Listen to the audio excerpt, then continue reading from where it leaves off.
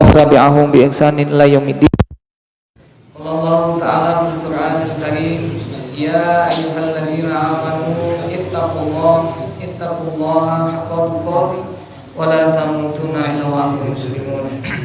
Ya ayyuhan nasu rabbakumul ladzi khalaqakum min nafsin wahidah wa khalaqa minha zawjaha wa bassa minhuma rijalan katsiran wa nisaa wattaqullaha alladzi tasaaluna bihi wal arham innallaha kana 'alaikum raqiba.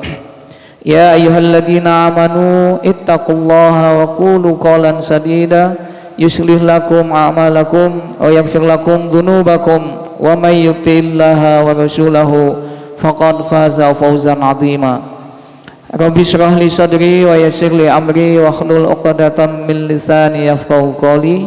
Allahumma anfa'ni bima 'allamtani wa 'allimni ma yanfa'uni. Rabbi zidna ilma warzuqna fahma. Allahumma a'inna ala dzikrika wa syukrika wa husna ibadatik. Amma ba'd.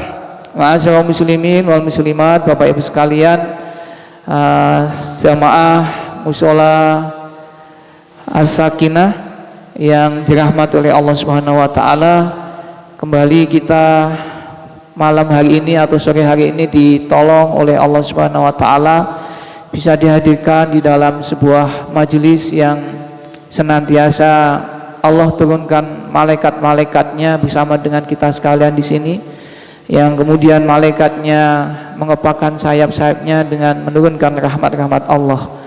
Maka tidak ada kerugian ketika kita senantiasa berupaya untuk mengisi waktu-waktu kita di dalam pertemuan-pertemuan seperti ini. Maka Bapak Ibu sekalian, tidak ada yang sepantasnya kita lakukan terkecuali semata kita bersyukur karena Allah. Yang kedua, sholawat serta salam semoga senantiasa terlimpah tercurah kepada uswah hasanah kita, junjungan kita semuanya Rasulullah Muhammad sallallahu alaihi wasallam, kepada keluarganya, sahabatnya, tabi'in, tabi'ut tabi'in, dan kita semuanya sangat-sangat berharap, memohon kepada Allah, mohon ditolong oleh Allah, mudah-mudahan terus diberikan kekuatan untuk mengikuti apa yang sudah dicontohkan oleh beliau Rasulullah sallallahu alaihi wasallam, dengan harapan mudah-mudahan nanti kelak di yaumul akhir kita semuanya mendapatkan syafaat beliau Rasulullah Muhammad sallallahu alaihi wasallam. Bapak Ibu sekalian yang dirahmati Allah, pada kesempatan yang tidak lama ini saya ingin mengingatkan khususnya kepada diri saya dan Bapak Ibu sekalian, mudah-mudahan ada manfaatnya, bahwasanya kita semuanya sangat paham ketika Rasulullah sallallahu alaihi wasallam menyampaikan bahwasanya beliau itu sesungguhnya diturunkan oleh Allah Subhanahu wa taala di muka bumi ini tidak lain dan tidak bukan hanya untuk kemudian bagaimana memperbaiki akhlak manusia.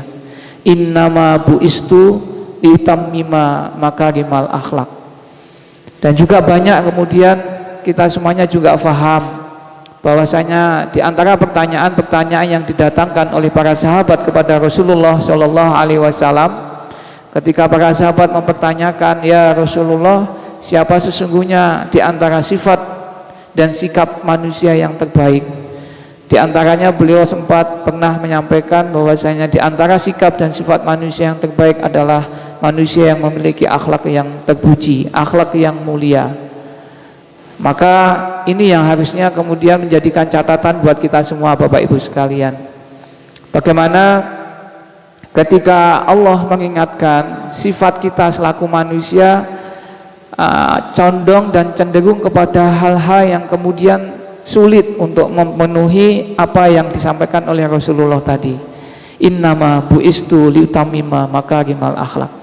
Bagaimana di dalam surat Al-Hasyr ayat ke-72 di pungkasan ayatnya Allah mengingatkan kepada kita, innahu kana jahulan bahula.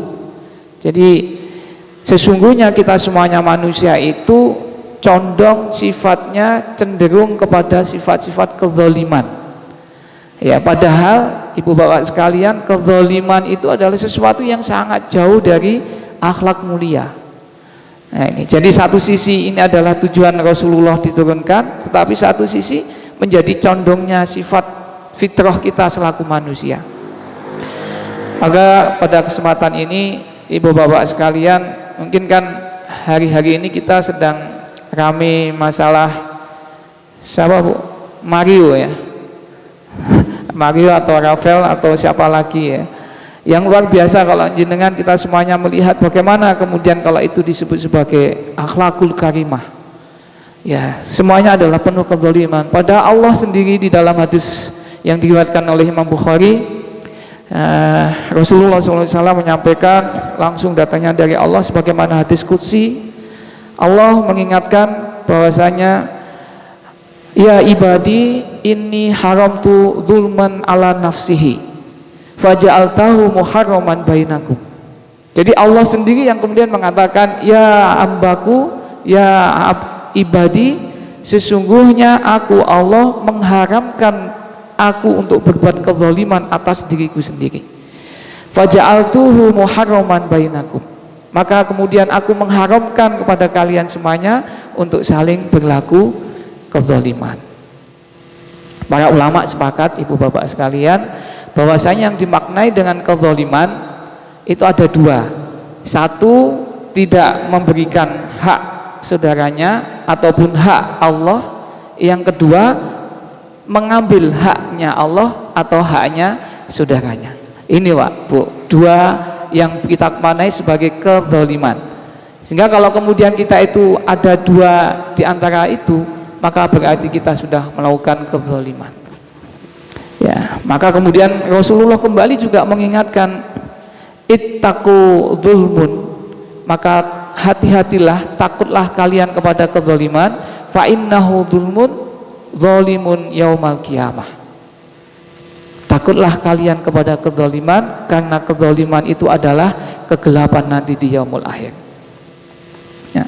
Bapak Ibu sekalian yang dirahmati Allah, maka mungkin yang perlu kita camkan di sini, ya, ketika pemahaman kita terhadap kezaliman itu adalah tidak memberikan atau bahkan mengambil haknya saudara kita yang lainnya. Ketika Hasan al-Basri kemudian menyampaikan kepada kita semuanya melalui karya-karya beliau mengingatkan bahwasanya yang dimaksud dengan kezaliman itu ada tiga, Ibu sekalian. Yang pertama, kezaliman yang tidak akan dimaafkan oleh Allah. Yang kedua, kezaliman yang tidak dibiarkan oleh Allah. Dan yang ketiga, kezaliman yang dimaafkan oleh Allah.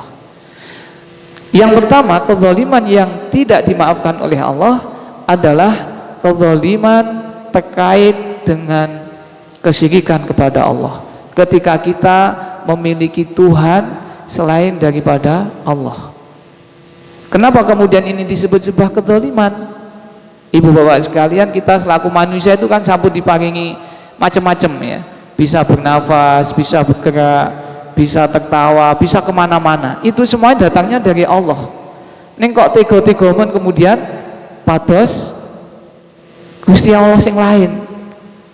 Ya, menuhankan Tuhan yang lain selain yang memberikan semua kenikmatan itu. Itulah yang disebut dengan kezaliman. Artinya kita tidak memberikan haknya Allah. Ya. Ini yang pertama, makanya di zaman akhir, zaman fitnah seperti ini, ibu bapak sekalian, kezaliman jenis ini luar biasa. Ngantos-ngantos Rasulullah itu ngantos ngendikaaken pilih benjing bakalan wonten sawancine zaman menika tiang-tiang ingkang sampun pendamelipun begelut dengan kekafiran, kemusyrikan, kesyirikan, itu sebagaimana kambing, nama Bu istilahnya kambing kendit ya, wedhus kendit. Ya, jadi akan datang suatu zaman perbandingan antara orang-orang yang melakukan praktek-praktek kesyirikan dengan orang-orang yang bisa mempertahankan imannya dari praktek-praktek kesyirikan, sebagaimana wedhus kendit. Wedhus kendit itu pripun, Pak? Domba yang hitamnya kelam banyak, tetapi kemudian bintik-bintik putih gitu ya, atau putihnya melingkar. Dan hitam kelam itulah gambaran manusia yang saat di waktu itu yang dia terperosok dengan praktek-praktek kesyirikan. Tapi manusia yang mempertahankan imannya dari praktek kesyirikan, dialah sebagaimana putih-putih yang ada di dalam tubuh seekor kambing tadi. Kinten-kinten kathah pundi, Pak? Bandingannya sepinten antara putih dan hitam. Ya, saniki sampun kaos napa dereng? Saniki lek jenengan badhe tumbas jaket sing tebal peluru ngagem jaket niku atau rompin niku kemudian saged ngilang pun iklannya pun teng pundi-pundi niku. Nah, itu bukti bahwasanya sekarang ini praktek-praktek sudah luar biasa. Belum kemudian naudzubillahi min dzalik ya, karena mungkin tekanan ekonomi atau apa. Kalau jenengan mungkin masuk ke toko atau apa ya, jenengan pirsani ada pintu ya, Pak Safari. Biasanya di sana kemudian terpasang apa Pak ya? Ada seonggok kertas putih dan macam-macam. Mungkin di situ ada banyak, nggak tahu tulisan Arab yang kemudian dibuat-buat atau mungkin ada isinya apa. Dan itu tidak sedikit. Ya, inilah kezaliman jenis pertama. Kezaliman ketika kita tidak akan pernah bertobat kembali kepada Allah, maka kata Hasan Al-Basri, itu tidak akan pernah diampuni oleh Allah. Dasarnya apa? Dalilnya apa? Allah Subhanahu wa taala mengingatkan, innallaha la yaghfiru ayyushraka bihi wa yaghfiru ma duna dzalika liman yasha. Sesungguhnya Allah tidak akan pernah mengampuni dosa orang-orang yang melakukan kesyirikan bagi siapa yang dikehendaki oleh Allah. Dan Allah mengampuni dosa-dosa yang lain bagi siapa yang tidak dikehendaki oleh Allah. Ini Bapak Ibu sekalian, yang pertama, kinten-kinten boten sah nyalahne nuding tiang sanes. Mungkin kemudian kita pernah melakukannya, atau mungkin pernah kita berinteraksi dengannya. Monggo, mumpung ini adalah kesempatan buat kita untuk kembali kepada Allah, semuanya itu harus kita hilangkan. Tidak usah kemudian eman gitu ya. Kemarin beberapa ustadz itu sempat kemudian meruqyah ya. Kenapa diruqyah? Karena ya tadi, bentuk kezaliman itu Allah tidak saja kemudian akan membalasnya nanti, balasannya di akhirat. Tapi Allah pun juga akan kemudian bisa saja membalas ketika saat hidupnya di dunia, sebelum nanti di yaumul akhir. Ya, rumahnya nggak pernah tenang, isine mung padu mawon sama anaknya, sama istrinya. Singkat cerita, kemudian ketika diruqyah, ada satu barang yang tersimpan di dalam ruang tamu, dan barang itu terbuat dari emas dalam bentuk patung gajah. Ya, patung gajah berlapiskan emas. Kayak patung gajah itu sak pinten, Pak. Kinten-kinten umpami dipun hancuraken eman napa mboten? Ya, tapi karena itu sudah menjadi rumahnya, sarangnya yang kemudian menjadikan sebab panasnya rumah, tidak tenangnya, tidak sakinahnya di dalam rumah itu, ya mau nggak mau harus diikhlaskan kepada Allah. Kemudian barang itu harus dihapuskan, harus dihancurkan. Dan masih banyak lagi praktek-praktek yang lain. Ya, ini jenis yang pertama. Bapak Ibu sekalian, makanya Rasulullah mewanti-wanti, mengajarkan kepada kita setiap petang, pagi, jangan lupa memohon berdoa perlindungan kepada Allah. Allahumma inna na'udzubika min an nusyrika bika syai'an na'lamu wa nastaghfiruka lima la na'lamu. Pagi dan petang, Pak, terus. Karena kadang kita nggak sengaja, Pak, melakukan kesyirikan, tapi kita nggak paham. Tapi kita pun juga sudah terjebak di dalam agenda kegiatan kesyirikan itu. Mungkin kita tidak melakukan penyembahan kuburan, kita tidak menyembah pohon dan lain sebagainya. Tapi kadang kita masih saja memiliki sesuatu yang kemudian kalau nggak kita bawa, hati kita nggak tenang. Napa begitu, Pak? Kita pas metu orang gawa kuwi, kemudian kita nggak tenang. Napa niku? HP. Kadang kita juga menuhankan HP juga kan gitu. Ya, jenengan punya mobilin jenengan tempeli stiker Kopassus ya, Pak. Maksudnya apa jenengan pasangi stiker Kopassus ben aman ya. Padahal yang memberikan aman itu sinten. Nah, ketika kita menyandarkan keamanan kita kepada stiker Kopassus di dalam perjalanan ketika kita berkendara, itu sudah bentuk menuhankan stiker atau enggak? Itu ekstrimnya kayak gitu, Pak. Makanya Allahumma inna na'udzubika min an nusyrika bika syai'an na'lamu wa nastaghfiruka lima la na'lam. Ya, ini yang Rasulullah mengajarkan kepada kita. Ini baru yang pertama, kezaliman yang tidak akan pernah dimaafkan oleh Allah. Kalau kemudian kita tidak segera bertobat dengan sungguh-sungguh taubatan nasuhah, kembali kepada Allah. Kezaliman jenis yang kedua, kata Imam Hasan Al-Basri, adalah kezaliman ketika kezaliman itu tidak akan pernah dibiarkan oleh Allah Subhanahu wa ta'ala. Kezaliman yang seperti apa? Ibu bapak sekalian, Rasulullah pernah mengingatkan bahwasanya ada dua hal pintu Allah yang senantiasa terbuka. Ya, Allah mengingatkan babani maftu'ani wa ja'alnahu uqubatuhuma fid dunya qoblal akhirah. Ada dua pintu yang Allah tidak akan pernah menutup pintu itu sampai kemudian manusia yang membuka pintu itu belum kemudian dibayar cash oleh Allah di dunia ini, sebagaimana nanti dia akan dibayar cash, dibalas oleh Allah di yaumul akhir. Babani maftuhani wa ja'alnahu uqubatuhuma fid dunya qoblal akhirah, kata Rasulullah di dalam hadis yang diriwayatkan oleh Imam Bukhari. Ada dua pintu, artinya pintu itu senantiasa akan diawasi oleh Allah dan dibuka oleh Allah. Apa dua pintu itu? Pintu yang pertama adalah al-uquq, pintu yang kedua adalah al-zulmun, kedoliman ini. Ya, hati-hati Bapak Ibu sekalian, perlu kita camkan betul-betul ya, bahwasanya ketika kita melakukan dua pintu itu, maka Allah itu akan memberikan balasan kepada kita, hukuman di dunia ini sebelum nanti Allah akan membalas kita di yaumul akhir.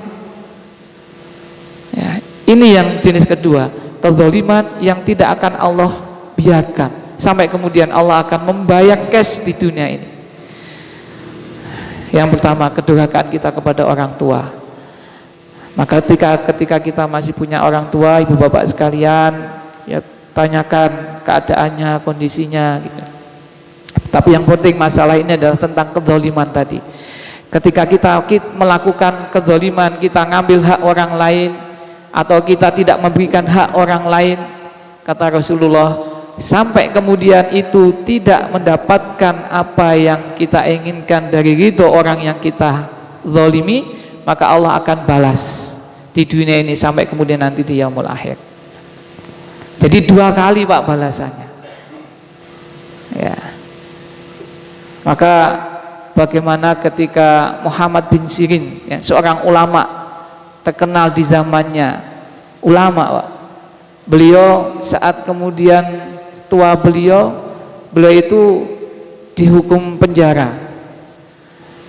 Dan karena dia itu sensitivitasnya terhadap kemaksiatan besar, tinggi, ketika di dalam penjara dia berpikir, kenapa saya kok iso di penjara? Dia sebab di penjara itu karena dia itu memiliki hutang dan tidak terbayar hutangnya. Maka ketika di penjara dia menyadari bahwasanya, oh ini karena saya dulu saat muda pernah ketemu dengan si fulan dan saya memanggil si fulan dengan sebutan ya fulan yang memiliki hutang. Dia sadar, goro-goro karena dia memanggil seseorang dengan sebutan seperti itu, dan dia menganggap itu adalah kezaliman, mencederai saudaranya si fulan tadi, maka itulah yang menjadikan balasan dari Allah. Kemudian Muhammad bin Sirin gara-gara juga itu kemudian mendapatkan hutang dan tidak terbayarkan, kemudian diadukan dan dipenjara. Itu balasan di dunia. Itu baru nyebut ya fulan sing punya utang. Napa moleh kezaliman yang lebih besar daripada itu. Ya. Ini jenis kedua, kezaliman yang tidak dibiarkan. Monggo sami-sami dipun imut-imut. Makanya ketika kita melakukan dosa kezaliman, ibu bapak sekalian, dosa kezaliman itu kan terkait dengan dua, Pak. Hakullah dan hakul adami. Maka syarat taubatan nasuha kita ketika kita pengen kemudian Rabbik firli Rabbana atina fid dunya hasanah, atau di dalam doa-doa kita ketika duduk di antara dua sujud kita, ya. Gimana doanya? Rabbik firli warhamni, ya Allah firli, ampunilah, warhamni, dan rahmatilah. Kalau firli, ampunilah, hapuskanlah ya Allah dosa dan kesalahan kami, termasuk kezaliman kami. Tapi kalau rahmatilah, supaya kemudian Allah menutup, tidak membalas dengan balasan-balasan yang lain. Ya. Maka ketika sebagaimana Hasan Al-Basri yang disampaikan mencontohkan Muhammad bin Sirin tadi, ibu bapak sekalian, sama-sama marilah kemudian menjadikan catatan dalam diri kita. Begitu hanya kemudian menyebut seseorang saja, bapak ibu sekalian, itu sudah dianggap sebagai sebuah kezaliman dan harus dibayar cash di dunia. Kalau kita mau tobat, masalah haknya Allah, ketika kita lupa sholat, kita puasa nggak nutut, ya, insya Allah kita taubat kepada Allah, sholat tobat 2 rakaat bersama-sama terus senantiasa mendekat kepada Allah, insya Allah selesai, Pak. Allah akan menerima taubatan kita. Tetapi ketika terkait dengan hakul adami, ya, haknya manusia, ini yang perlu harus satu catatan, syaratnya adalah mendapatkan ridho dari orang yang kita zalimi. Kinten-kinten abot nopo mboten, Pak. Sampai saat ini kezaliman kita dulu mungkin pernah cilekan kita biasanya enek pelemi tonggoni kemudian dibandem. Maka ketika kita tidak sampai, itu kan bentuk kezaliman, Pak, mengambil haknya orang lain. Ya. Jangankan melakukan mencuri haknya, mengambil hak orang lain sampai menyakiti orang lain, Pak. Sampai sebagaimana Muhammad bin Sirin tadi aja kayak gitu. Bahkan ada seorang ulama, ya, ada sebuah kisah ulama ini setiap malamnya bangun malam nggak terlewat, Pak. Dan di dalam malam-malam sholat malamnya itu senantiasa ketika memohon berdoa kepada Allah nggak pernah kemudian tidak pernah nangis di dalam doa-doa beliau, karena saking khusyuknya, saking menikmatinya ibadah itu sampai meneteskan air mata dan menangis.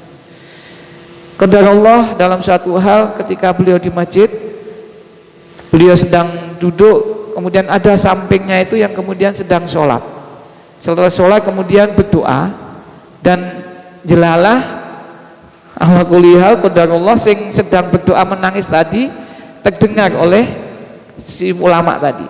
Dan ulama tadi kemudian dalam batinnya, Pak, dalam hatinya mengatakan, nyapo dongo saja kok dalak nangis-nangisan barang. Ada perasaan bahwasanya ngepek nih sampingnya itu yang sedang menangis. Habis itu kemudian tidak lama, hitungan 1 minggu, 1 bulan sampai 2 bulan dia bangun malamnya nggak pernah bisa menangis, Pak, di dalam doa-doa malamnya, di dalam qiyamul lailnya. Akhirnya dia kemudian berpikir, biasanya aku itu bengi sholat malam dongo mesti nangis, ini sampai 2 sasi, Pak, nggak iso nangis-nangis. Kemudian dia muhasabah, mengevaluasi kenapa itu. Kemudian baru emot. Mungkin karena suatu saat kemarin ketika saya duduk di masjid bertemu dengan si fulan, dan si fulan di samping saya berdoa sambil menangis, dan tangisannya itu saya remehkan di dalam batin, Pak, di dalam hati, Pak. Maka kemudian besoknya ketika dia tahu itu langsung nemui si fulan, Pak, dan kemudian menyampaikan ceritanya kepada si fulan, ya fulan tolong dimaafkan, diridhoi, bahwasanya dulu pernah saya berdampingan dengan jenengan berdoa sambil menangis, tangisan jenengan saya remehkan, tolong diridhokan supaya engkau ampuni apa yang mungkin kalau ini saya anggap kezaliman buat panjenengan. Maka dimaafkan, dan akhirnya tidak lama kemudian di dalam malam-malamnya si ulama tadi kemudian bisa kembali menangis di dalam doa dan qiyamul lailnya. Itu baru perasaan, Pak, baru di dalam hati. Nek kula jenengan mboten namung perasaan, tapi sudah saking nggak karuan-karuannya, dalam bentuk lisan ghibah kita, dalam bentuk tangan dan kaki kita, luar biasa.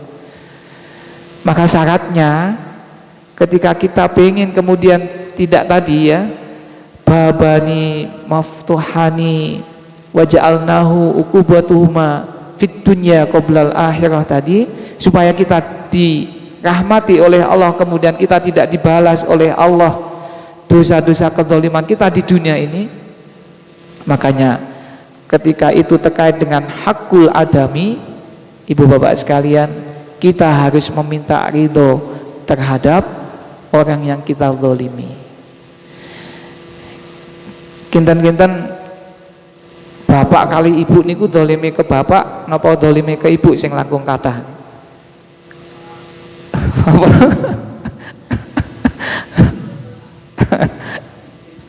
Pak Sikit.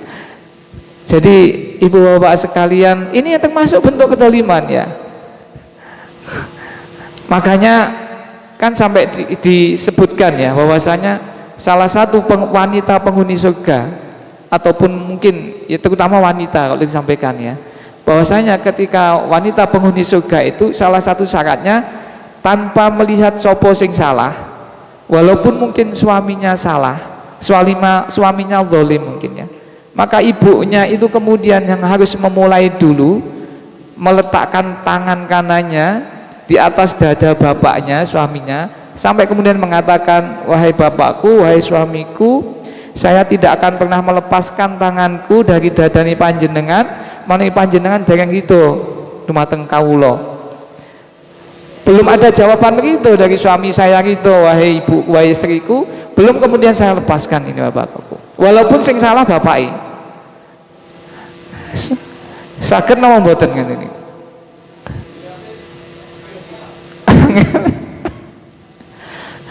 Ya, ini kan bentuk, karena kadang kita yang saling terus berinteraksi ya. Makanya ibu bapak sekalian, bagaimana bentuk balasan Allah di dunia ini yang kemudian kita sangat takutkan. Maka hati-hati nih, nggak usah kemudian kalaupun kita ghibah, itu juga bentuk kezaliman. Kita ngomongin orang, kita mencela orang yang orang lain yang kita omong itu nggak tahu, maka itu harus dibayarkan, harus mendapatkan ridho dari orang yang kita ghibahi, orang yang kita omongi. Ya, kalau kemudian kita tidak ingin tadi babani maftuhani wa ja'alnahu uqubatuhuma fid dunya qoblal akhirah. Ya, sudah banyak contoh. Salah satu contohnya itu bagaimana ketika Hasan bin Sabit, sahabat Rasulullah Shallallahu Alaihi Wasallam, ketika beliau sempat kemudian memfitnah Aisyah, ibunda istri Rasulullah SAW di dalam hadisul ifki, sampai kemudian Hasan bin Sabit, seorang penyair Rasulullah SAW, karena pernah melakukan itu, kemudian beliau pada akhirnya buta matanya. Ketika berita itu sampai buta matanya datang dan didengar oleh Aisyah, Aisyah kemudian mengatakan, prasangka saya karena bisa jadi Hasan bin Sabit mendapatkan cobaan atau ujian buta matanya itu karena dulu dia pernah memfitnah saya. Nah, itu Bapak Ibu sekalian, hal yang kemudian harus kita wanti-wanti. Mungkin dulu kita ingat-ingat Pak ya, mungkin masih dulu ketika belum masih zamannya bala, zaman jahiliyah dulu pernah menzalimi si fulanah gitu ya, cepat saja Anda minta ridho kepada si fulanah. Atau kezaliman lain. Kita zaman dulu siapa yang nggak punya sejarah kelam? Bukan berarti kemudian kita ngeresulo, enggak. Ini dalam rangka proses pembersihan kita, karena itu nanti akan diawang-awang Pak ya, sampai kisahnya Muhammad bin Sirin tadi akan mendapatkan hukuman, sampai kemudian seorang yang syahid di jalan Allah pun ketika dia melakukan kedzaliman Pak, salah satunya hutang ya. Hutang itu termasuk bentuk kedzaliman. Seorang yang mati di dalam proses fisabilillah, syahid di jalan Allah, nggak kemudian diterima Pak di surganya Allah. Karena apa? Masih punya tanggungan kedzaliman yang belum terbayarkan tadi. Ya, ini yang kedua, yang terakhir bentuk kedzaliman. Yang ketiga adalah kedzaliman yang dimaafkan oleh Allah, yaitu kezaliman yang kita lakukan sendiri oleh kita kepada diri kita sendiri.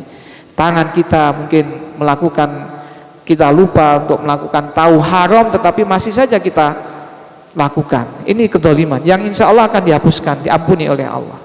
Kenapa ini disebut sebagai kezaliman? Karena kita merelakan anggota badan kita, mungkin lambung kita, mungkin mulut kita, mata kita, melakukan hal yang haram tadi untuk kita jadikan sebagai na'udzubillah min dzalik bahan bakar api neraka. Ini kezaliman. Ya, maka saya mengajak kepada diri saya dan Bapak Ibu sekalian, ya, bahwasanya ini adalah sesuatu yang luar biasa, yang tentunya mungkin kita masih banyak sekali catatan-catatan yang belum kita mendapatkan ridho dari Allah. Ya, baik kezaliman yang tidak diampuni oleh Allah, kezaliman yang nanti akan tinggal tunggu waktu saja. Kezaliman itu adalah hutang. Namanya hutang itu harus dibayar. Kalau enggak hari ini, besok. Kalau enggak besok, besok lusa. Maka kalau enggak mau dibayar tadi, cari siapa orang yang kita zalimi, kita minta ridho kepada mereka. Kalau jenengan bapak-bapak pernah menzalimi istrinya tanpa sepengetahuan istrinya, untuk minta ridho istrinya, jenengan wantun apa mboten nyampaikan, Bu, kula rumiyin pernah ngeten. Kita menyelesaikan masalah napa menambah masalah? Tapi ibu-ibu kan gitu, nggak masalah gitu. Itu Bapak Ibu sekalian, mungkin sedikit ya. Sampun bel ya. Sudah ya. Pangapunten. Jadi karena waktunya juga mepet sekali, ini adalah poin-poin kemauan.